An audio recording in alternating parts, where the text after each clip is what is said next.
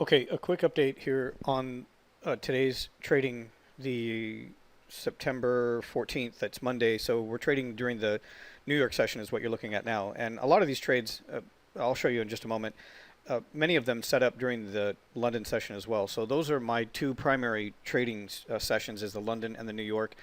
I'm not saying that Asia is a bad session at all. I'm not saying that. Occasionally I do trade it. It's just that I'm in California, I'm in Pacific time, and during the Asian session is based on the strategy that I use and the methods that I'm showing you here, the breakout trades, the reversals, the Tech 1 trades, using point and figure, all of this, counting waves.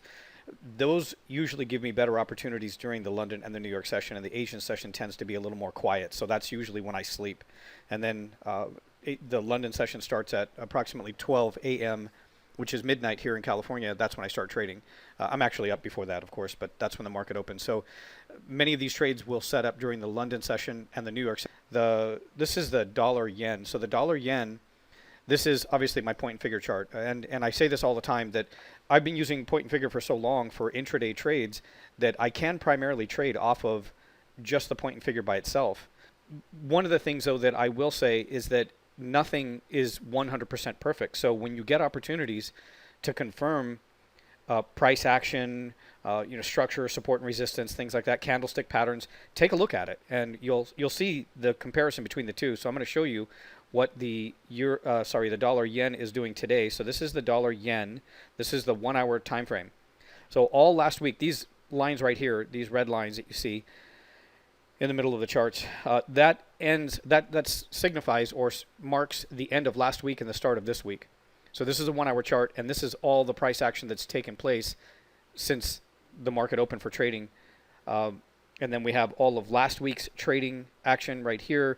And you can see that it's more or less inside of consolidation. And I say this all the time, and I've been saying this with the end of the day updates for all subscribers, that as much as I like trading the dollar yen, I really don't have too many opportunities. I've got to be really careful about trading inside a consolidation like this. There are obviously some scalping methods, but I would rather not jump into a trade for about 2 or 3 pips over and over and over again. Sometimes, that's all you get. If a trade just doesn't work out and you have to close it out, that's what you end up with. But I'm usually looking for, with these trades and these methodologies, I'm usually looking to pick up anywhere 15 pips on the low side, 20 pips, all the way up to 50, 60, 80, even 100 pips on some of these trades. And I'm not double counting. I know a lot of people out there on Facebook and YouTube and on the internet, they double count. So what I mean by that is if they take a trade and they execute 10 micro lots, but they earn 10 pips on the trade from the entry to the target, they will call that a 100 pip trade. And I guess, as I've said many times, I've been saying this since 2007, because people have always double counted on their trades and reported that as their results. So I guess technically, yes, they're earning 100 pips, but I don't think that that's very transparent. In my opinion, it's somewhat misleading, because it doesn't give you, if you see somebody report that they earned 100 pips, but you're looking at whatever currency pair they're talking about, let's say it's the euro dollar, and it's only moving 27, maybe 35 pips from the high to the low for the day, you're wondering, how did they get that? Are they just trading off of support and resistance? Or, how did they get those results? How do they get 100 pips when it's not even moving 100 pips? So if you're trying to determine if it's a trading system that you would like to use, by not reporting accurately the number of pips that they're earning, it's sort of deceiving, and what you'll find is that you might not be able to trade 10 micro lots or 10 lots in order to achieve 100 pips. So it's deceiving. When I talk about profits, when I talk about 10, 15, 20 pips profit on a trade, or 80 pips or 100 pips profit on a trade, I'm talking about from the entry to the final target here on the price on the chart. It's got nothing to do with how many lots I put on the trade. And I feel that that's a much cleaner, more transparent way for you to get inside information as to whether or not you even want to waste your time with some of these strategies, because you may not like the way I trade. The way I trade is just the way that I trade, and there's so many different ways to trade. So a few hours back, let me go ahead and go to this candle. This is 6 a.m. California time, so this is 9 a.m. New York time. That's when we started to see an accelerated move to the downside, and I want to show you my point and figure and how I was able to get into this trade and where I'm trading it to next. This was that range of support prior to the breakdown, and here you can see it. So this isn't based on time. This is based on a change. Something needs to happen in order for me to see a new 0 or a new X or O, as some people call them. Again, until there's some significant change based on the parameters that I use on my point and figure charts, I don't get into the trade. I just wait. And I can clearly see levels of support and resistance. This is one of the reasons why I like using point and figure. And when I started using point and figure many years ago, I realized that it was keeping me out of trouble, meaning that it's keeping me out of those head fake moves. So if you look at a candle, or let's say a bar chart, sometimes you'll see the wick or you'll see the candle when it's an open live candle, and it'll move up above resistance. And I'm talking about candles now, or a bar chart. It'll move through resistance, and I refer to it as sometimes bait. If you're going in the wrong direction, it baits traders into going in that direction, let's say long in this example. And then by the time that candle closes, relative to whatever time frame you're looking at on the charts, the candle will close below resistance, and then the whole thing will turn around and it'll be a head fake. And point and figure helps me avoid that. You can see clear levels of resistance and clear levels of support. And I don't do anything until there's some kind of change. So here was my entry at 105.98. The first target was 70. Now, I also use point and figure to determine the take profit levels. How far is it going to go? It is how much fuel is in the tank, meaning how far is price likely to go. And sometimes people use Fibonacci.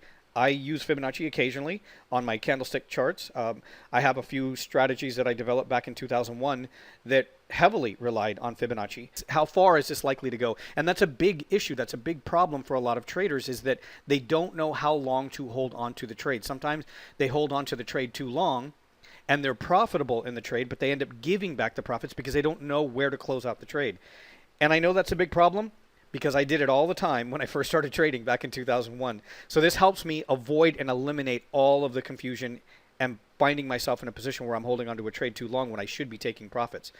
So in this case, I'm going to be scaling out, and I'm going to be scaling out at two different levels. The next level, I think, is down here at 40, 105.40.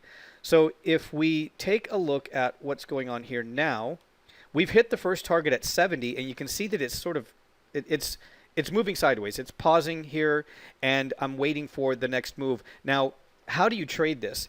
I scale out, and some brokers, depending on where you live, they may not let you scale out of one position. Let's say you execute one position here on the dollar yen, and you close out half of it. Some brokers will still let you do that. Some brokers will not. And if they don't let you do that, let's say if you're used to trading one mini lot, I would recommend cut the mini lot in half and then execute half a mini lot twice when you get in at, for example, 98. You want to paper trade this, you want to demo trade this. And of course, I teach how to use point and figure and how to actually day trade with these specific entries and find the targets. Let's take a quick look at the pound dollar. The pound dollar has been really active over the last couple of weeks, especially here. You might remember, I'm going to go ahead and tighten this up. Last week, if you look in the Facebook group, you can see all of these trades. I'll go ahead and try to pull this out over here from the side. You can see all of these trades from last week. So now we've got today's price action. We've got, again, a breakout to the upside. It hit our target here initially. So just within the last couple of hours, I had another sell opportunity after it topped out here at 29.17. So let's take a look at the pound dollar. So the pound dollar candlestick chart, this is a 1 hour time frame. You can see what's going on here. We've been in a downtrend for quite a while. And this is, and one of the things that we were talking about with the weekend analysis, I was talking about, if you look at the daily candles, they're pretty bearish. I would expect more to the downside, but I was prepared for a bullish retracement or a move back up. We get that, right? Sometimes you see that movement. You see it wave. So you might have 2 or 3 candles that are bearish, and then you'll have one candle that's bullish for the day, and then it resumes to the downside. That's what we were looking for. So we were prepared for the possibility that when the market opened, remember this red line right here indicates Friday's close and Monday's open. We were prepared for the fact that this could possibly move up higher. So now I'm thinking at this point, it's found an area of resistance, and it's going to start coming back down. That gave me an opportunity to find that short right there on the pound dollar. So this short right here I apologize for that. I should have already had that target in there. I mean, the entry in there. The short was at 28.96, 1.2896, and the first target was 80. So again, psychological levels. Here we're running into a couple of key levels of support on the way back down. So I've got to be careful. I want to make sure I'm locking in some profits. So again, 28.80 was the first target from the entry of 96. So that's a decent trade. And then the final target down here at 50, really close to that support level. Not a whole lot of information here as far as the move back down because, again, we're trading the opposite direction of the trend. This move this morning was an entry of 28.13. First target was 50. Final target was 90. That's 85 pips from the entry to the final target. And I want you to see what I'm doing here as far as transparency. I want you to know that this was an entry at 1.2813. How much could using a system or a strategy like this earn you? That's what you want to know. You want to know how far is it going to go? Is it really going to capture some of these bigger moves in the market? And it happens over and over and over again. Some currencies are going to be a little more active during certain times than others. I haven't had too many trades on the euro dollar, and I expect that at one point the pound dollar is going to move, sideways, and then the euro dollar is going to become a little more active, and we'll shift our focus over there, and I'll be able to find these breakout moves, and I'll get more trades on the euro dollar. It's a cycle that repeats over and over and over again, year after year, month after month, day after day, intraday cycles, micro cycles. We have to be prepared for those. So again, with an entry of 1.2813, and a final target up here at 1.2900, that was based on the information that I had here on my point and figure. How much fuel is left in the tank to drive this price as far as it's going to go? Where should I be locking in profits? Now, it did go a little bit higher, but an 85 pip trade, this is what I earned. 85 pips, that with the spread, of course. I'm including the spread here. 85 pips is not a bad trade. And if you can get trades like this, again, we don't get them every day. That's the other thing you got to remember. This setup isn't going to happen every single day. So 85 pips on the way back up, and then the entry at 96 with the target of 80, and then a second target down here at 50.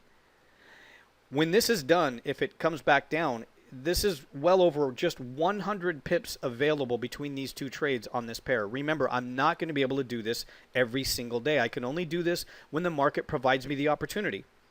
Okay, final update on the trades using the wave counting method, the point and figure, and candlestick patterns.